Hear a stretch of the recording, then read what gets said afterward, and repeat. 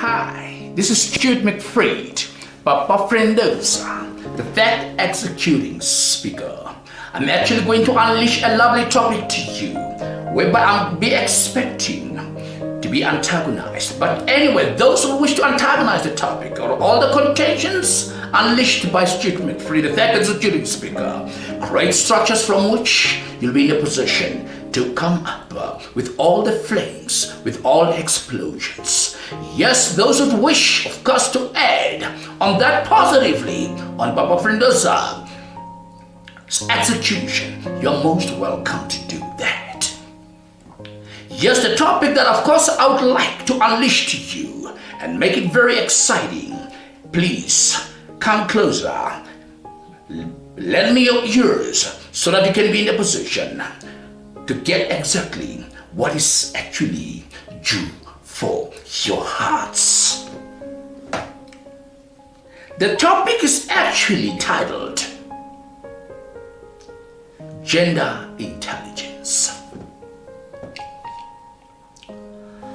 I know I will be having certain people who will be coming up and say, Papa Frendosa, you don't know what you are saying. But I am just going to say to you, if ever you feel one way or the other, or the gender of course might be feeling a little bit disturbed or not being taken care of according to its expectation, please find a place in your heart to forgive me. Because anyway, we are all subjected to mistakes because we are born in this world by God, not on perfection. Yes, we actually try to perfect our lives based on the standards that, of course, God has set after we have made certain achievements to impress God, the Creator. This topic of gender intelligence, the actual fact of this, God created male and female gender seed of different species for the multiplication of each species. But in this regard, I want to make it very clear to you, both species are armed with expertise in order to make God's creation to be fantastic, God's creation actually to be complete. The male gender seed and the female gender seed, these are the actual aspects I'll be dealing with based on intelligence. But let me actually trumpet these contentions first. The male gender seed, God created with expertise of strength, of power, of protection. But the female gender seed, God created with expertise of intelligence. That intelligence will be actually there in order to assist the male gender seed with success when it has to apply its masculine strength, its masculine power, yes, its emotional strength based on its mandate, or what of course it's mandated with.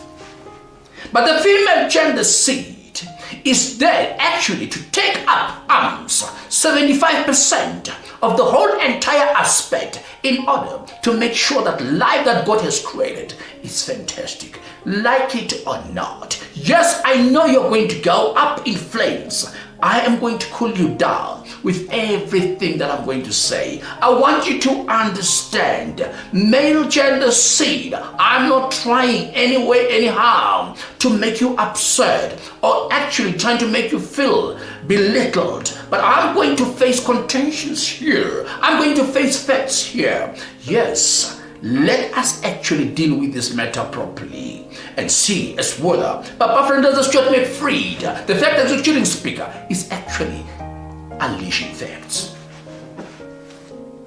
Let us actually look at what is actually designed, what is actually mandated for a male gender seed. based on 4 aspects, which of course I'll be unleashing contentions for you to look at and for your understanding. Let me directly deal immediately with the religious aspect,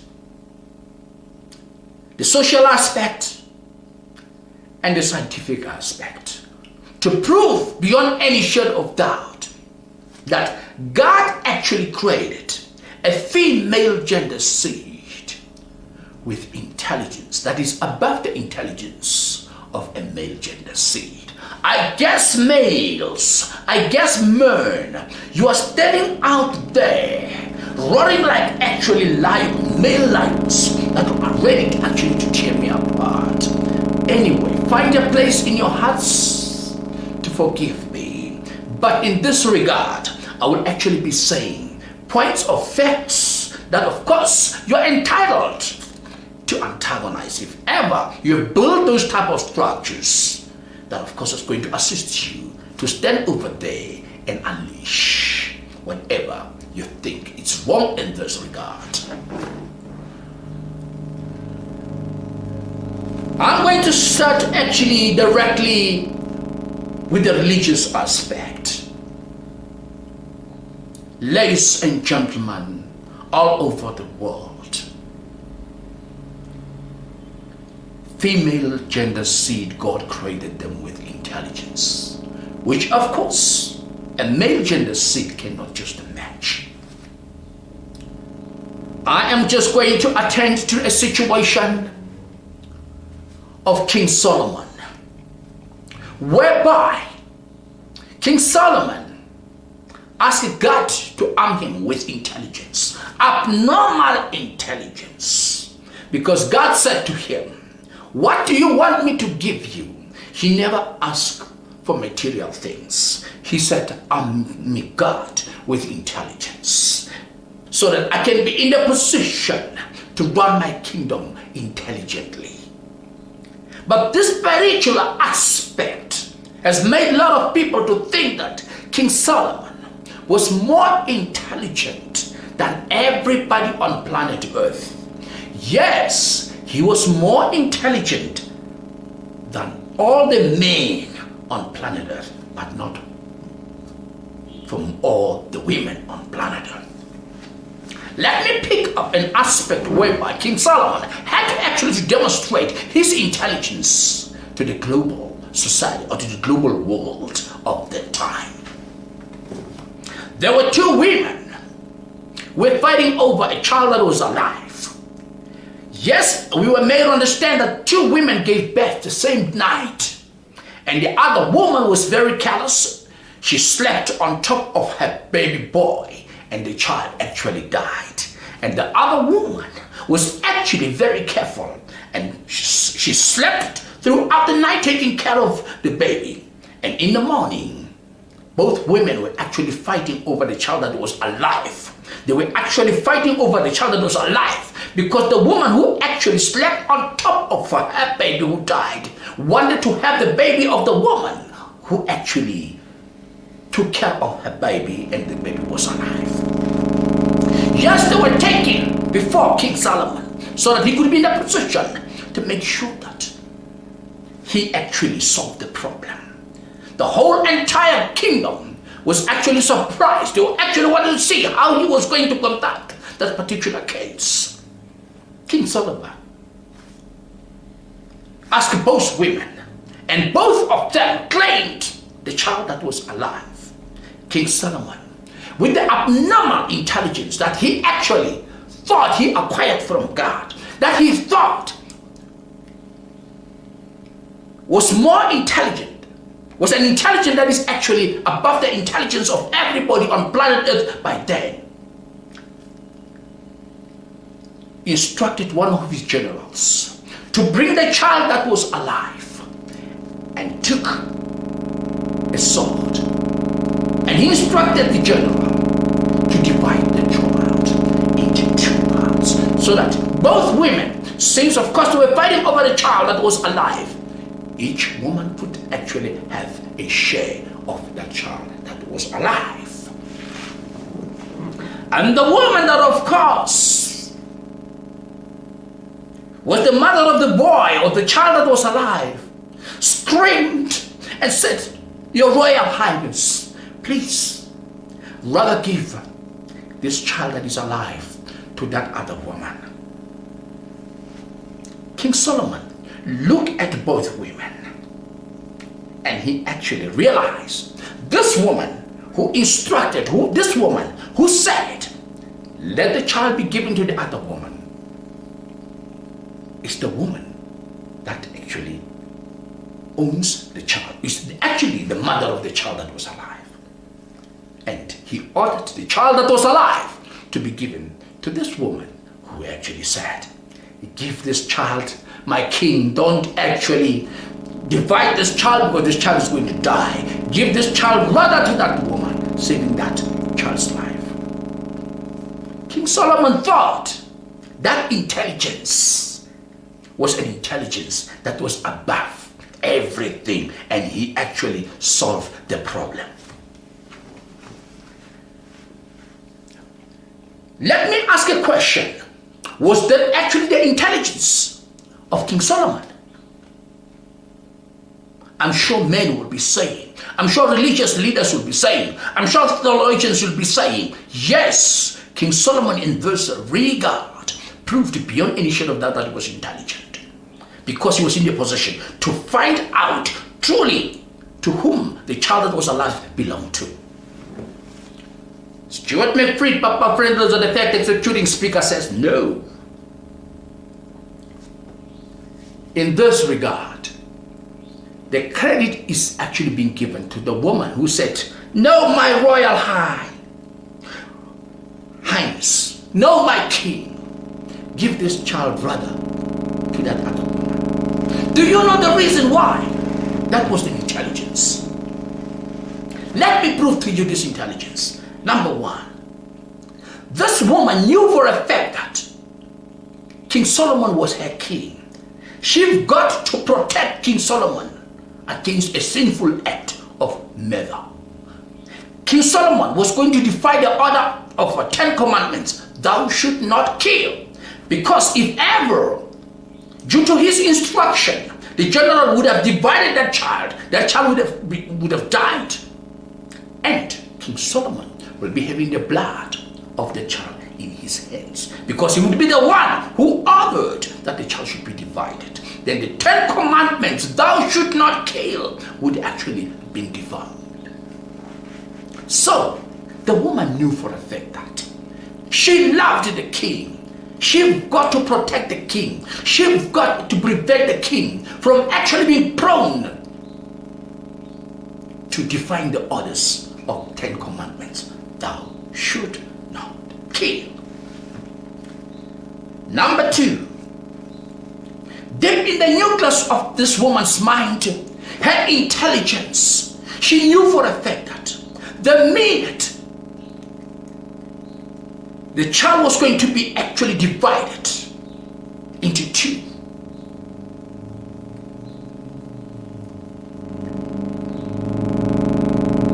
King Solomon would not have sorted out the problem. King Solomon would not actually have sorted out the problem. The intelligence of King Solomon would not have actually have spread throughout the entire world. Because once the child was divided, it stands to reason one woman would walk away with one part of the flesh of the child that is dead, whereas the other woman would walk away with the flesh of a complete body of a dead child, including half of the flesh of the child that is dead. That means there would not be equality in that regard. It stands to reason that King Solomon would not have sorted out that problem. Therefore, that was the intelligence of this woman. King Solomon's fame would not have actually gone out through the whole entire world till then.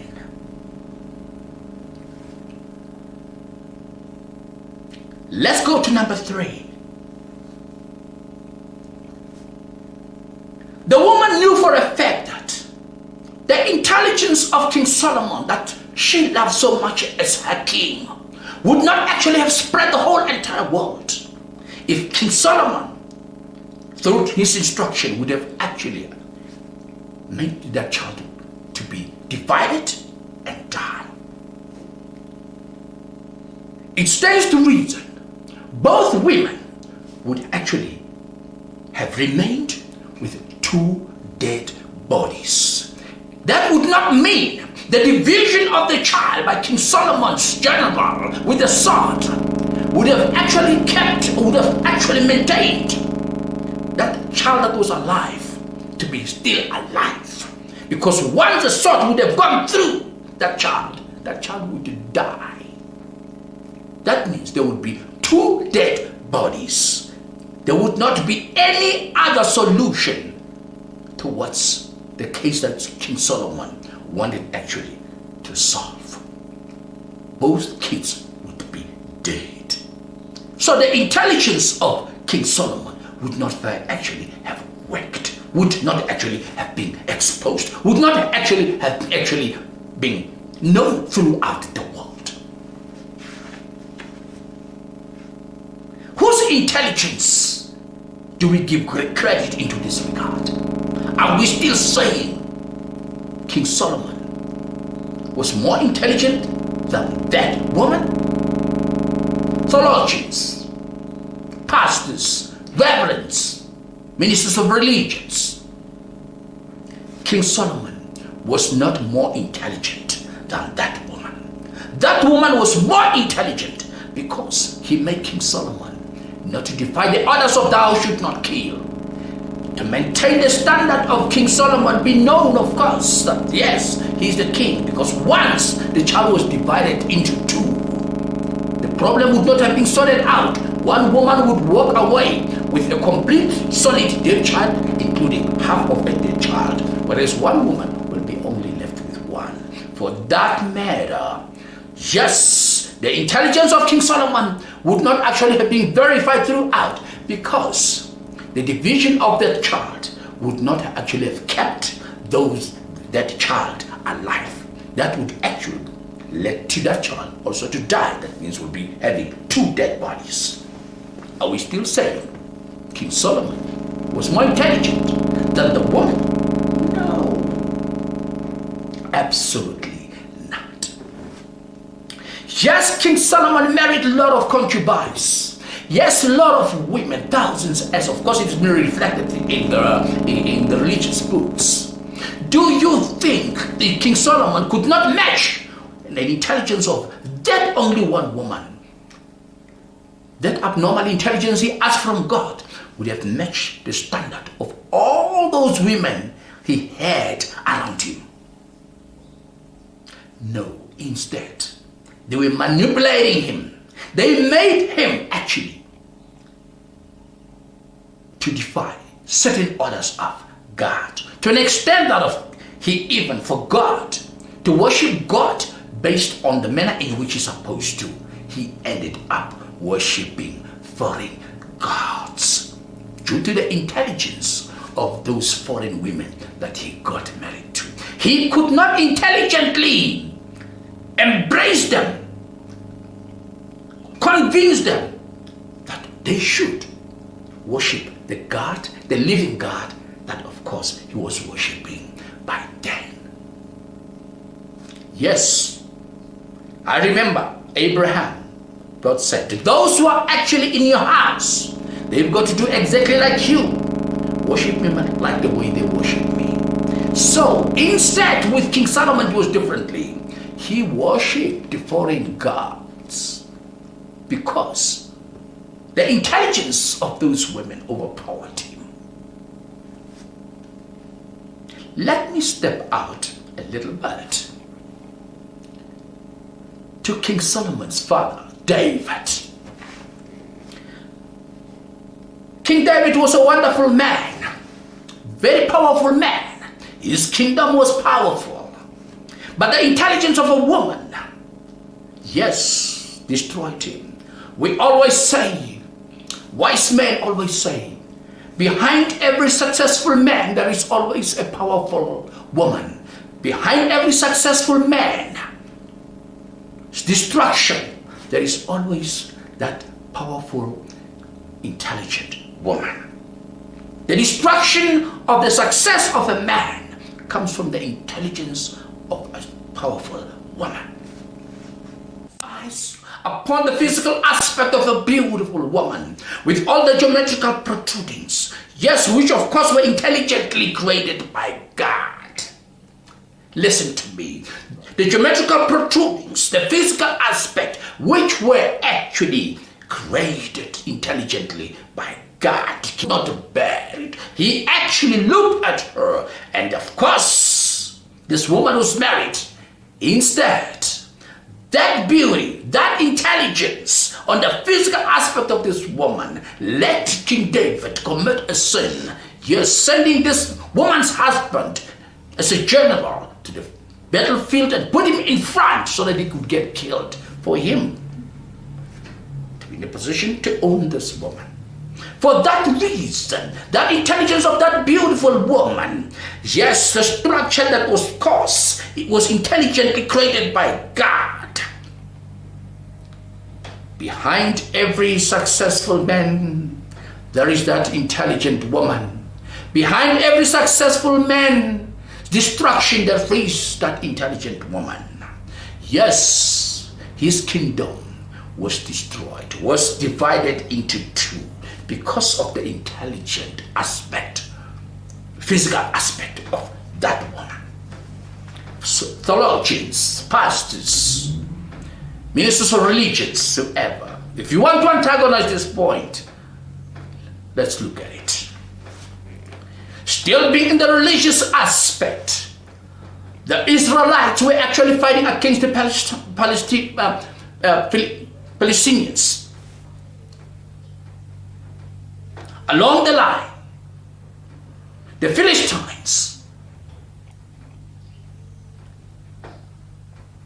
were actually suffering in the battlefield, were actually suffering in all aspects, because the Israelites, God actually provided them with a masculine man, a man with long hair, a man with strength who protected them, a man who was actually a monster towards the Philistines.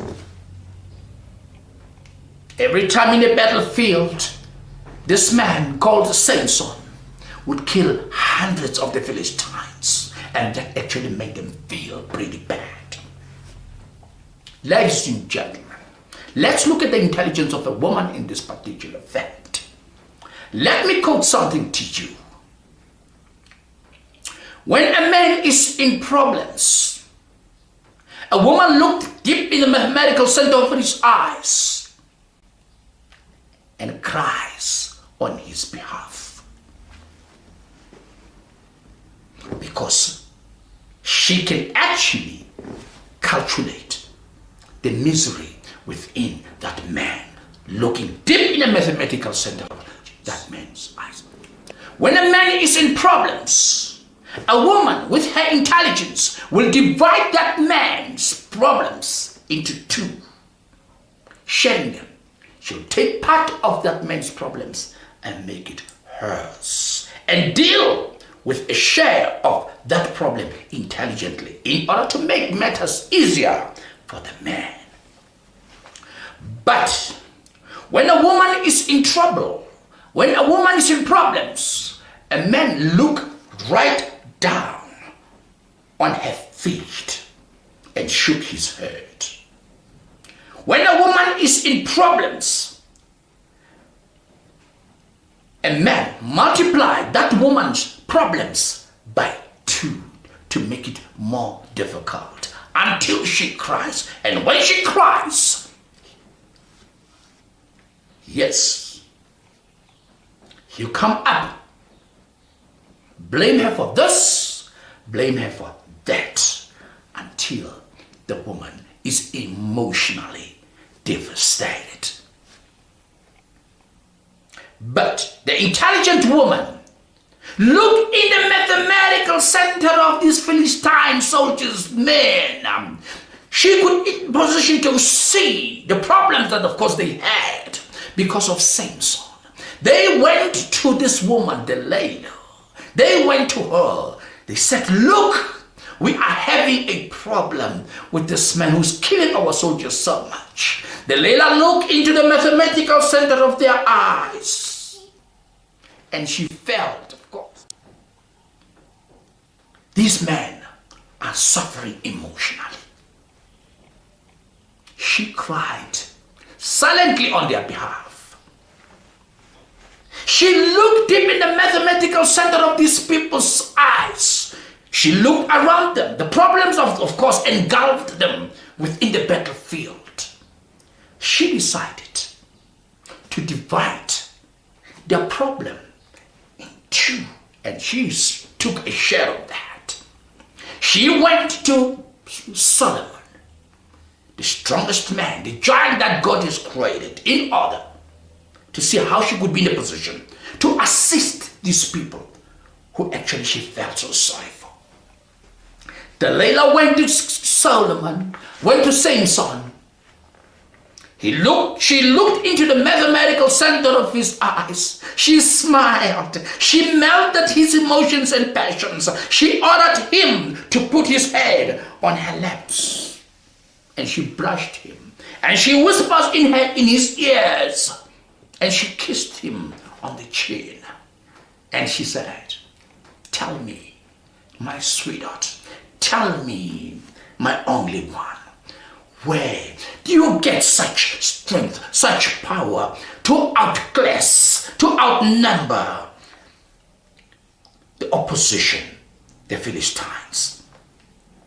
With her intelligent looks that God created from the physical aspect, with her intelligent voice, sweet sound that God created, with the intelligent touch that of course she applied on him, she tamed him, she brought him down to zero. Remember, behind every successful man's destruction, there is that powerful, intelligent woman. She tamed him for the Philistines.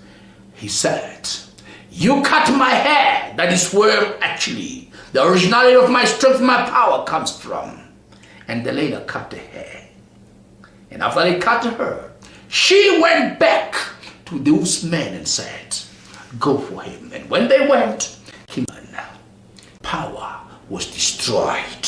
Behind every successful, strong man, there is that intelligent woman who will destroy him or bring him down to zero. He was brought down to zero. And that caused his eyes to be coached through the intelligence of that woman who actually masterminded how to disarm him with his powers, with his strength. Whereas the other men failed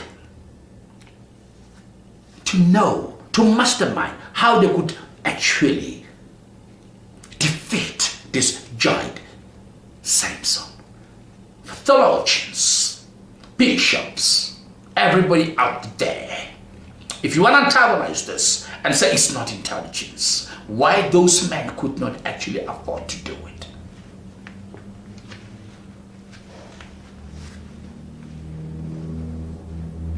Some people may feel that Papa Prindesa is becoming blasphemous in this regard.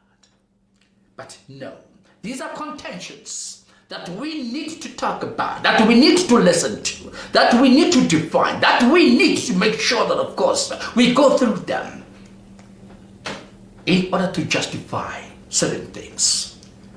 Gender equality is actually embraced with intelligence based on this aspect of religion. If I have to go further on now to prove to you how men, of course, were brought down to zero, how men were made successful, you will not understand based on religions. Let me give you the last one, the birth of Jesus Christ. I'm sure primitive Christians, you might come up burning, you might come up exploding. But if ever there's anything alarm stabbing on your toes, Please forgive me, even though forgiveness might not be the obliteration of whatever you might think I've committed, which might be an offense to you. But in this regard, I got to unleash facts, real contagions. Ask yourself a question.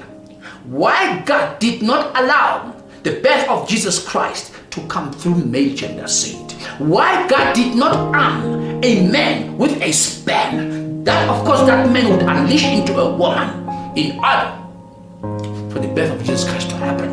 Why God did not put Jesus Christ in the sperm of a man and so that that man can unleash it into a woman? Do you know why?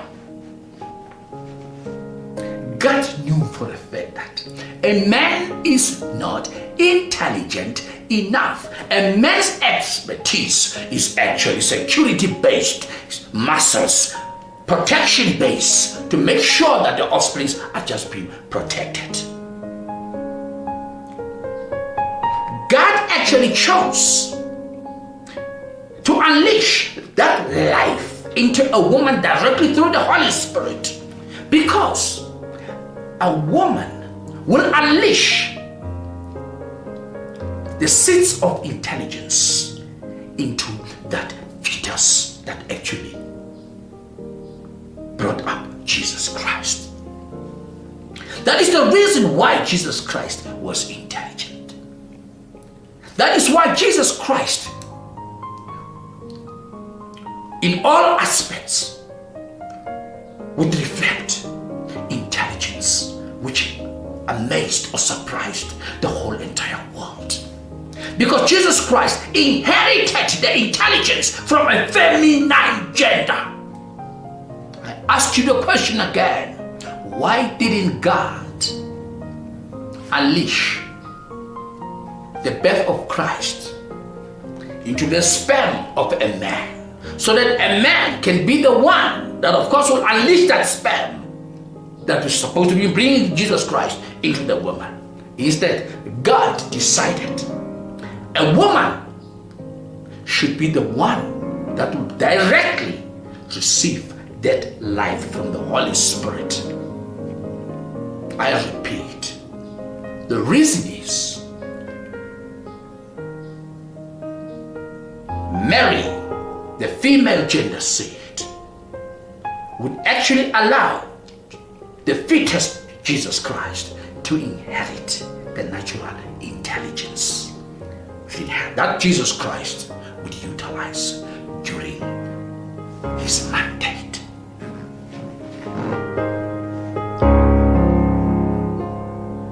Believe it or not, or argue it based on the two aspects.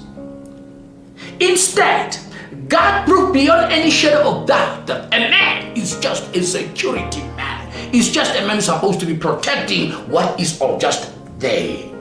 He brought Joseph to protect Jesus Christ. He brought Joseph to be a caring father to Jesus. He brought Joseph to be protecting this wonderful holy seed that Mary was carrying from all odds. Protection did not mean intelligence. I'm sure you might be saying, but friends, you are getting mad, you are getting crazy. But this is a point of fact. Let's look at one other aspect in the religious issue. Adam and Eve.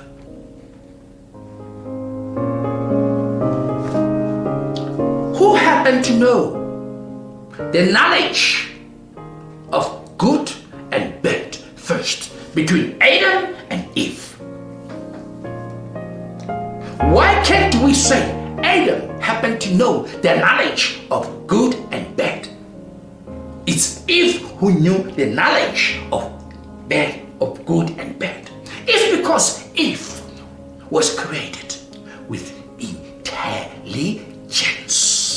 Yes, When that man God created from the animal species that their tail shrunk, spotted a woman in the garden that God actually constituted over there. Yes, that man saw a naked woman over there. And of course, he looked at her and he was surprised why this woman was actually created so intelligently with such a beautiful, attractive body. Intelligent, attractive body. That actually led that same man to fall into a sinful act. And that man polluted Eve.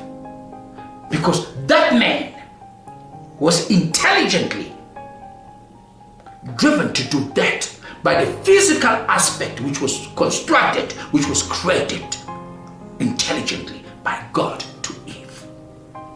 And let's look at it this way. Eve, with her intelligence, having brought the two men into a sinful act, she brought the man outside the garden with her intelligence as physical aspect to a sinful act. In turn, she brought Adam with her intelligence to a sinful act. What do we say? Are you still saying a woman is not intelligent? Based on religious aspects. Alright. Let me step out a little bit to the social aspect and give you a chance to think about this religious aspect.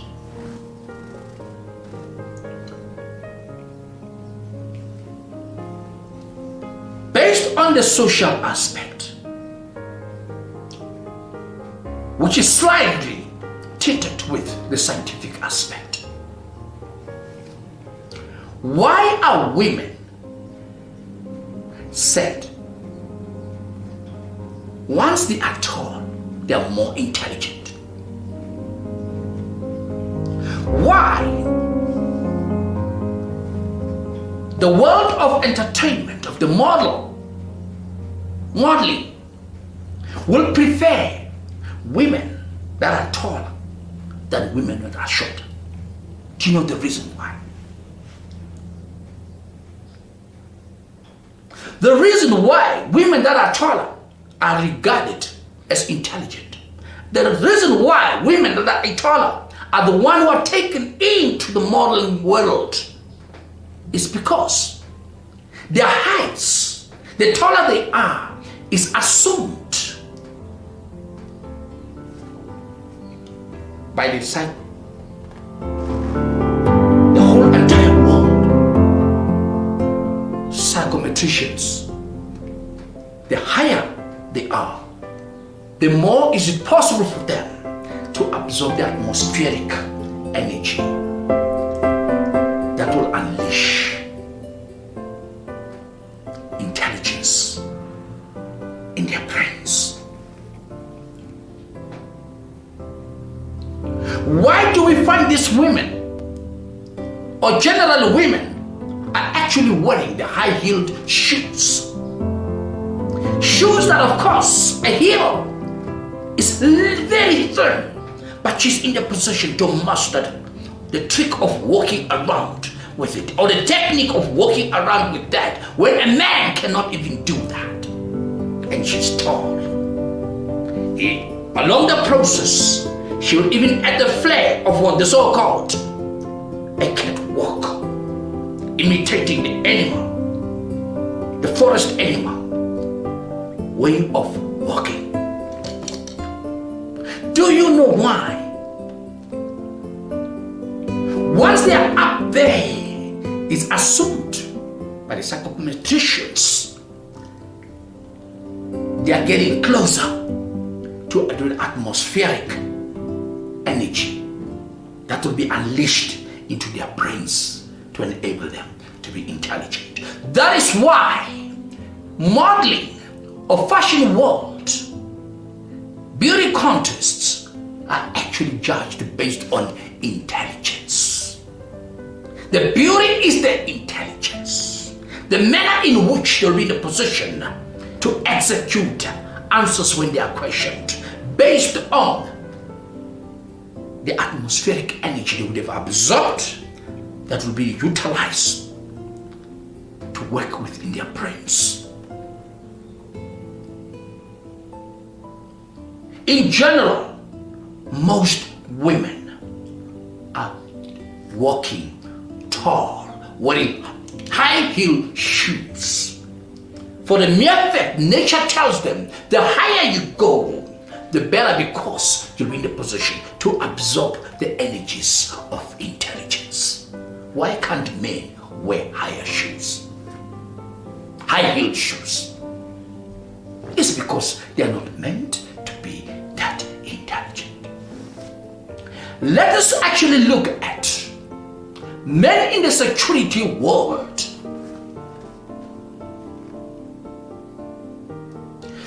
Did you ever ask the question, why in the police force, men who are tall are the ones who are preferred to take positions in that particular department?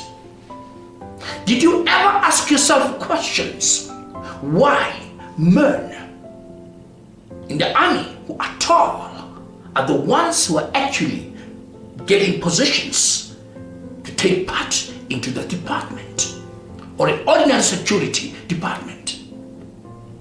It's because it is assumed that the higher they are, the better, because they will be in a position to absorb the atmospheric pressure that will actually release the energies of intelligence within them.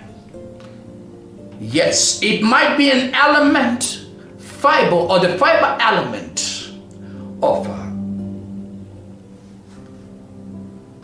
hypothesis based on psychometricians, but the truth is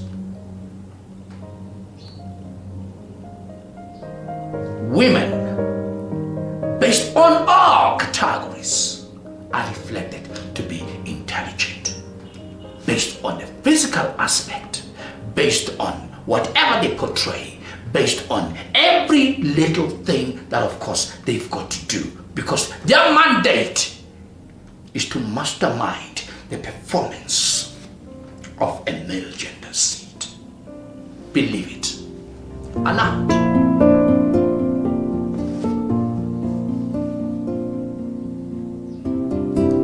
I guess I'll be waiting on you to antagonize Papa Fredosa in this regard. I'll be coming back